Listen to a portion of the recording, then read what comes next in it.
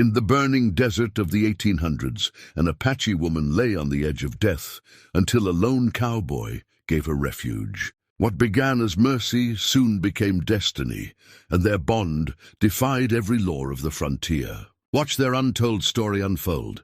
Don't forget to like, subscribe, and join us for more. Let's get started.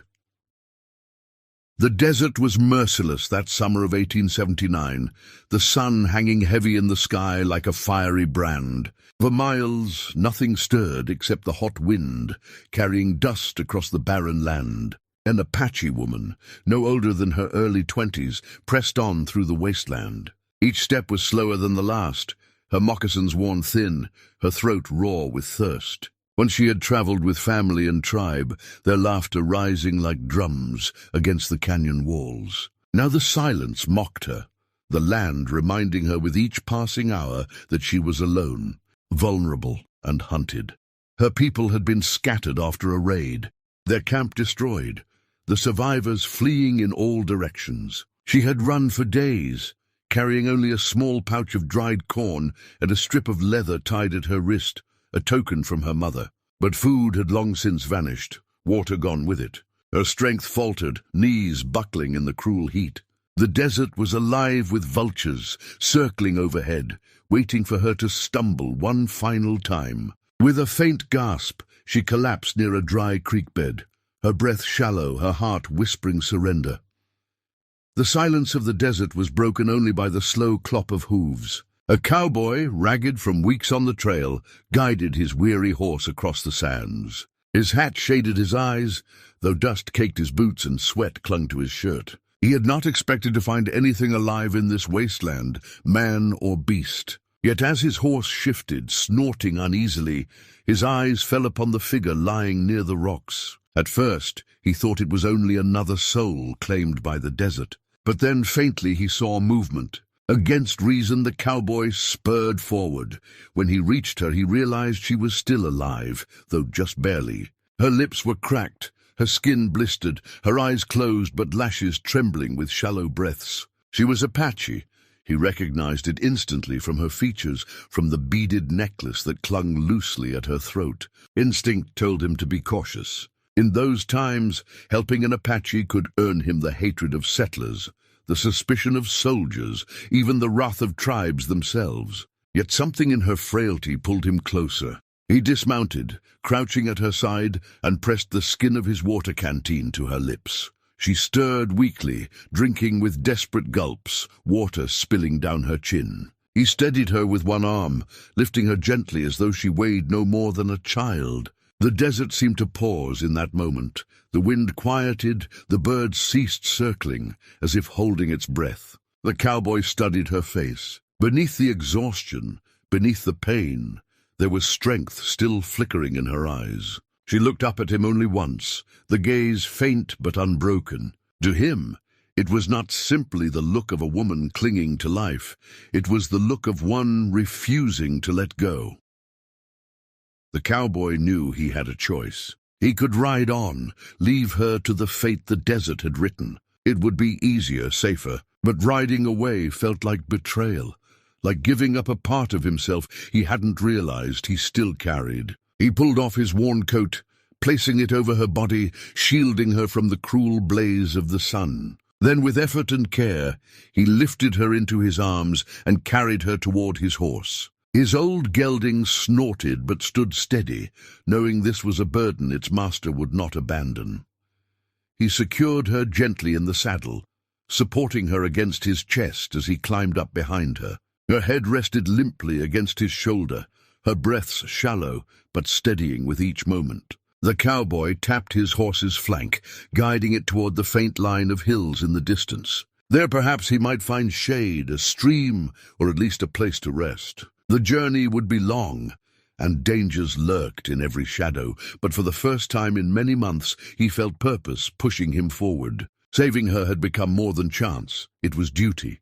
As they rode, the desert unfolded around them, vast and unforgiving. Yet in his arms, he carried proof that life could endure even in the harshest of lands. He thought of the ranch he once called home, now empty, of the loneliness that had haunted him across endless miles. Perhaps this act of kindness would draw trouble, perhaps it would draw enemies. But as the woman stirred faintly, whispering something in her native tongue, he realized none of that mattered. To her, he was no outlaw, no drifter, he was hope.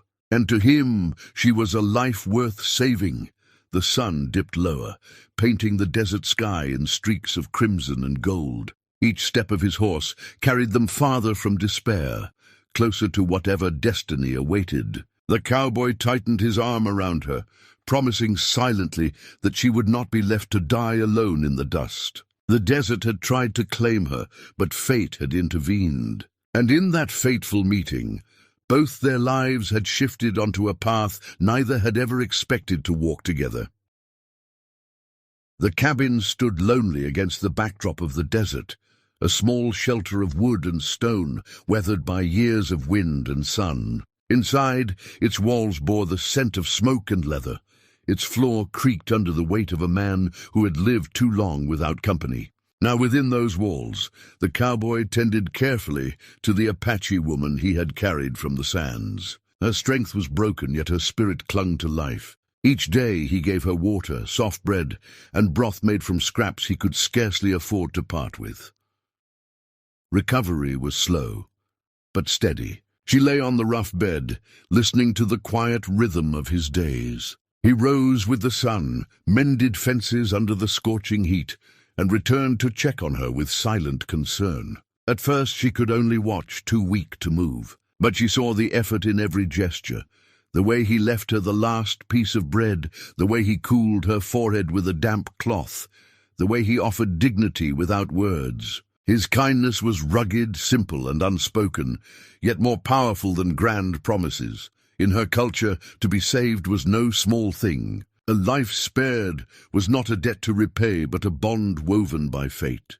The Apache woman thought often of her tribe, scattered and gone, of the traditions her mother whispered by firelight. Gratitude alone was not what she felt.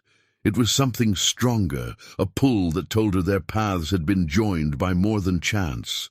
She watched him through the shadows of the cabin, studying the lines on his face, the quiet sorrow in his eyes, and the silence that seemed to wrap around him like a second skin.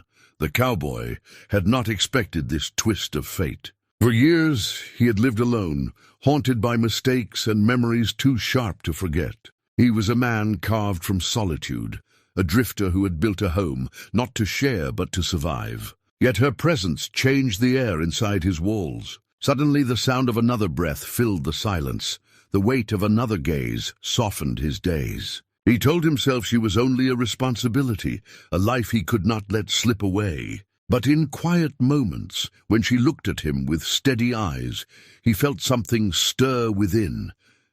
By the third week, she began to walk again, her steps light but determined. She followed him outside, leaning on the rough post by the corral, watching as he tended cattle and repaired a broken gate. He offered her work, simple tasks to keep her strength building, and she accepted with silent pride. She gathered kindling, drew water, and shaped meals from little more than beans and flour. Together, they shared what little they had, the line between survival and companionship slowly blurring. For her, every act of labor was not duty but devotion, proof that she belonged in his space.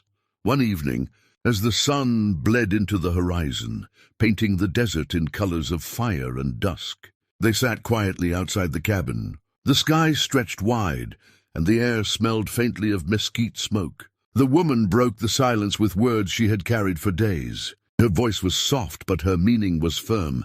"You gave me refuge. Now I belong to you." The cowboy froze, startled by the weight of her declaration. To him it was unexpected, almost too much for a man who had only meant to save a life. Yet in her world it was destiny.